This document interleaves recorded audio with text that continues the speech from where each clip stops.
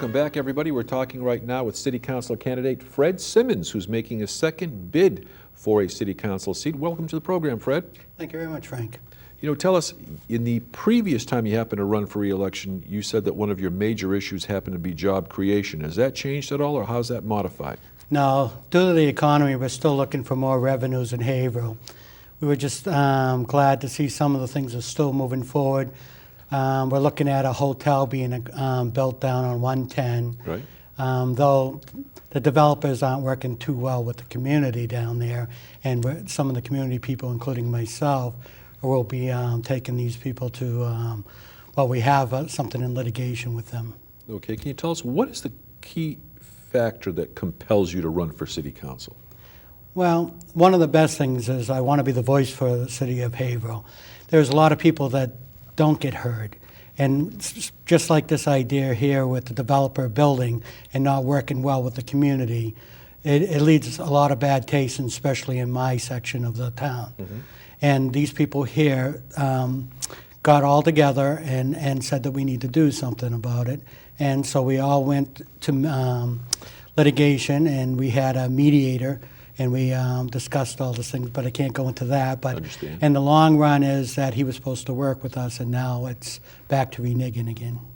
You know, when you take a look at some of the things that the present City Council has done over the past couple of years in that election period, are there any votes or directions that they've taken which you would have wished they've taken a different direction at all?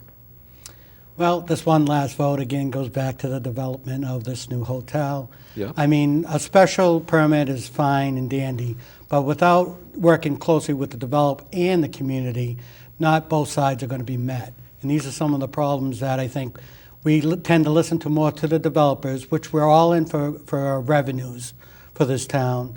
But the first thing is we got to work well with the community. The people down there have no problem with the hotel going in. We know it's going to be a little bit busier and stuff like this. But you got to realize is that the community wants the same aspect. If he's bringing down a sewer line, and once you dig up that road, and a state highway can only be dug up every 10 years. Mm-hmm. And this is some of the things that, you know, while it's being dug up, allow the laterals to go across for the people to use. And then in the future, extend it down further down on 110. This is the area that these people want to go all the way down 110 someday and have, you know, septic. It's all a win-win situation for Haverhill. They're going to make the money on the septic system, you know, coming out. Most people do have water coming in, but it also will be again, it will be a win-win for going into the wastewater. We'll be making and generating money back to Haverhill. Let me ask you this. In many cases, one of the most unpopular questions that are brought before the City Council every year, and it makes everybody just a little uncomfortable, is the fact of tax classification. Mm-hmm. You know, are people for that, or are they against it? And with it being, you know, basically with commercial being at 150, you know, 1.5 times. What is your view on something of that type? Because sometimes people have different views on it, wanting to reduce it to make it a little bit easier for businesses during tough times, or, you know, but they're afraid that if they do that, then the voting public may perceive that their residential taxes are going up. What's your take on that, Fred? I believe right now, not saying that it should be the way it is right now, but with the standard economy the way it is, I don't believe it should go up any more than the 2.5% that we allow every year, and that's what I truly 2.5. Right, and that's the way the law is set in place. We have no choice, and we can't go any higher than that. I'm talking about the disproportion as far as tax classification for businesses versus residential. Versus 22, I believe, or something like that. A little higher than that. And I believe that right now it's not proportioned as well as people would like, let's put it that way. And nobody likes to pay taxes, but the taxes also fund our schools, our roads, and our services, which for the tax base that it's been, and it's at a levy right now, and it is a little bit, you know, going according to the property values. Mm-hmm. This is where it becomes unfair sometimes. But I believe that we do, no matter what, we have to have taxes, we have to have schools, we have to have services, and we have the best working people in this town. And there's not enough of us. And in order to rejuvenate, more services or better services than what we already have, we have to have tax-based money.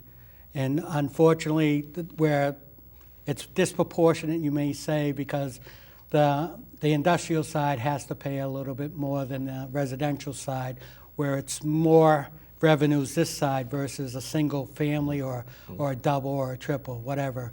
It's more on this side. It always has to be that way, I believe. And every town is proportionate, almost the same.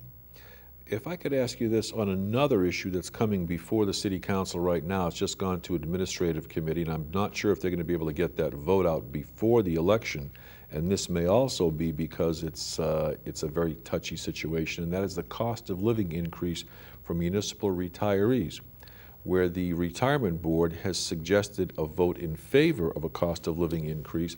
However, the mayor has said that he would veto such an item and does not recommend it because the overall economic impact could be negative to the city on a long-term basis. The fact is the City Council are the one that are going to be voting on that. What is your take on that matter based upon what you know so far? I believe that these people have worked for a cost of living increase, and I believe that they put their time in for the citizens of Haverhill, and I hope that the citizens of Haverhill would understand this, that these people did work. Some of them laid their lives on it for you. Some of them are low income, and these people are living from day to day or check to check. Hopefully they understand this, and they shouldn't hold people back.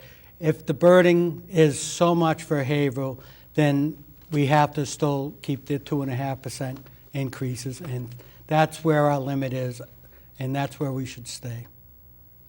Are there any other changes that you see you'd like to have initiated or different ideas that you'd like to bring to the table for consideration at the City Council that you haven't discussed so far? Well, I know that I have ideas that I would like to see the waterfront more developed. I'm on the Downtown Development Committee. And I would love to see a commercial dock be placed in, and hopefully we can work with Brian to maybe get a commercial dock which will allow taxis or the ferry that we used to have that come up from Newburyport. It will generate a lot more revenues, and vice versa going down there still. This is still one of my pet peeves, and I've always wanted this. And I have no interest in it. It's just that I would think it's a great thing for Haverhill. And by using our shops, our downtown is going to be astronomically a changed place within the next 20 years. By being on this committee, I've learned so much. I've seen it's going to start from the Building 19 area, and it's going to move its way up. All downtown, past River Street will be the Arts District. That's the new district in, and I believe that some of our old buildings we have sites for, like the Ogden Martin, the paper mill that used to be there. These are some great developers. We're hopefully that we have some good places that will be coming in.